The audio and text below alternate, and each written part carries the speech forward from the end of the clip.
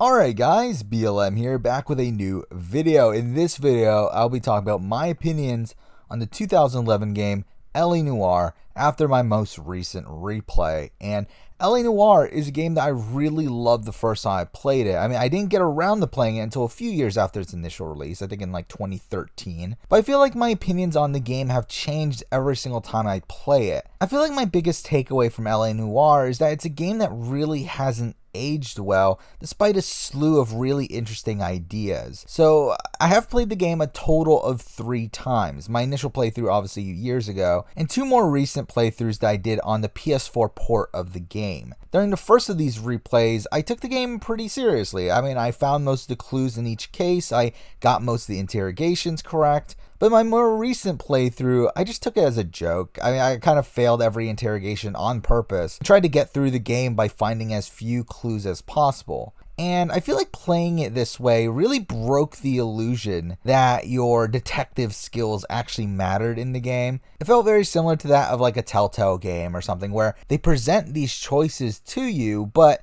you get the same outcome no matter what anyway. Even with less clues and incorrectly doing the interrogations, you still find a way to get to the exact same spot. But I will say something I do have more respect for nowadays than I did back then is its narrative. I think it does have its good moments and I overall did enjoy it, which is something I didn't really pay attention to the first time I played the game, but I'll talk about that a bit later. But let's start off by talking about the investigations, which are probably the best part of the game. I mean, it really does give you this sense of being a detective from a film noir, where you search the crime scene for clues and then use those clues to interrogate the witnesses and suspects in order to get more information from them. The music and sound effects during these scenes perfectly match the tone of a film noir, but the interrogations themselves are not without their flaws. I mean, the truth, doubt, and lie system, or I guess good cop, bad cop, and accuse in the newer ports, it's just a dumb system. It really is. I mean, where despite you selecting the good cop option, your character still comes off as a dick at points and can say things that are completely different from what you imagine them to be. Now, there is more to this game than just the investigations. There's also a good amount of action sequences like gunfights and chase sequences, and these are, to be honest, pretty bad. I mean, especially in this modern day of gaming, I mean, these gunfights are a complete joke. You can barely tell if you're hitting anyone at any point, and most of the gunfights can just be won by running in there and just shooting the guy a billion times. The melee combat's also a joke, where every fight can be easily won by button mashing. The chase sequences are fine, I guess, but overall, the gameplay of LA Noire is very half-assed, and I haven't even talked about the driving in the game as well, which is really floaty and really just annoying because there's some tailing missions in the game that require you to use the car, and those are just some of the most annoying missions in the game. This game does have a fast travel mechanic, and thank God for that. I mean, it allows your partner to drive you to your locations, and if it wasn't for that, I would have completely lost my mind having to drive through LA over and over and over again just to get from place to place. The open world in this game is kind of boring as well. There are some side missions in the game, but I never really felt inclined to do all of them. Most of the locations here are completely void of things to do outside of when the investigations are actually there. So while this idea of roaming in 1940s LA has some promise to it, I do think the execution here is pretty faulty. Now, I do like how this game is structured though, where you start as a patrolman, then you move through the different desks of traffic, homicide, vice, and arson, which also give you different partners and obviously different styles of cases.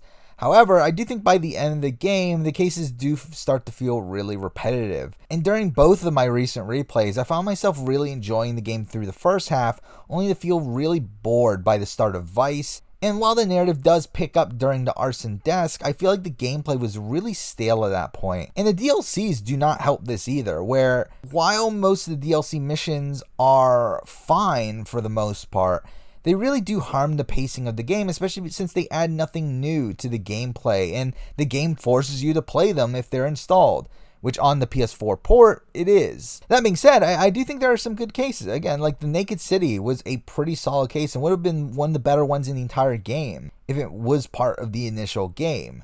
But because of its status as a DLC mission, it does make the DLC feel pointless when playing it. And not even to mention that it's one of the longest cases in the game.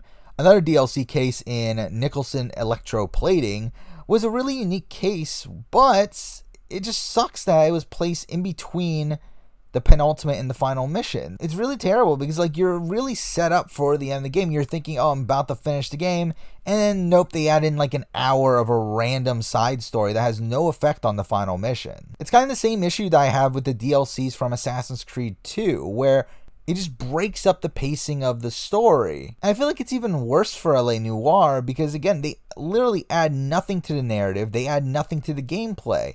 So playing them all in a row within this self-contained game, it really makes it feel pointless, and I feel like I would have enjoyed them a lot more if I was playing them separately. But now for the narrative, which is extremely basic at the start. I mean, you play as Cole Phelps as he rises through the ranks of the LAPD, going from desk to desk. And while the cases start off episodic, by the time you get to the homicide desk, the cases do all connect, where all the homicide cases lead up to the Quarter Moon murders, where you take down the culprit of all of those cases. So while these cases don't really relate to the overall narrative that's going on, that does get more focus in the vice and arson desks, I do think the homicide desk is probably the best desk of the game. But as I mentioned, by the end of the vice desk, the overarching narrative becomes way more prominent. As before, most of the main narrative was being told through short cutscenes in between cases or through newspaper articles that were optional. But during the arson desk, the narrative really picks up,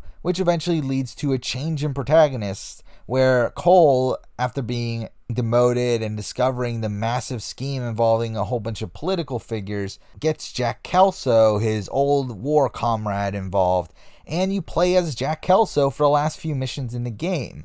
And he plays completely the same as Cole. I mean, but I do give credit for the developers for taking this risk of changing up the protagonist so late into the game. And I will say that I actually was really surprised by the ending when I initially played the game as well, where Cole drowns to his death after saving Kelso and Elsa. But I never felt like this was a satisfying conclusion to the narrative, though, as mixing that scene obviously with the funeral scene that comes immediately afterwards, it makes this story feel kind of, again, pointless, where Cole's sacrifice and all this investigating that he and Kelso does didn't end up changing anything, as the same corrupt people like Roy Earl are still around. Most of the people involved in this massive conspiracy end up getting immunity anyway. So despite all this struggle that they went through, they didn't accomplish anything, which would have been fine if the narrative was setting that up, but I don't feel like they were doing so. I mean, I did actually think the opposite was happening, where they added in this assistant district attorney character that helped Kelso out. That seemed to be an out to having a happier ending, but we just didn't get that. I do love the last few lines in the game, though, where Kelso is talking to Herschel, and Herschel tells him that you're never his friend, and then his response is so perfect, and I was never his enemy. But again, outside of that, I do think the overall narrative of this game is pretty underwhelming, even though I do think it's better than I gave it credit for when I initially played the game. Now, from a character standpoint, I mean, there aren't really any standouts here. I mean, Cole Phelps is a pretty generic protagonist. Kelso is a pretty generic rival character. Elsa is a more complex character, but isn't in the game as much as you would like. She really doesn't become a major factor until the last couple cases. A lot of the partners in the game are your stereotypical lazy cop sort of characters, with the exception of Roy Earl, who is your stereotypical bad cop character. So the characters from this game definitely don't stand out in any fashion. And I think that's pretty much it. Those are most of the conclusions I got from this replay of LA Noire. I always thought of LA Noire as one of my all-time favorite games after my initial playthrough, but these replays really made me reassess the game and make me really realize how dated this game feels. Again, it is a game that's very innovative and has well-executed ideas, especially during the investigation parts of the game. But even during parts of that, I think it falters, and then it also messes up really basic things like open world design and narrative. So while I still like LA Noire, it definitely isn't as good of a game as I remembered. So that's it. That is my look back on LA Noire. Thank you for watching.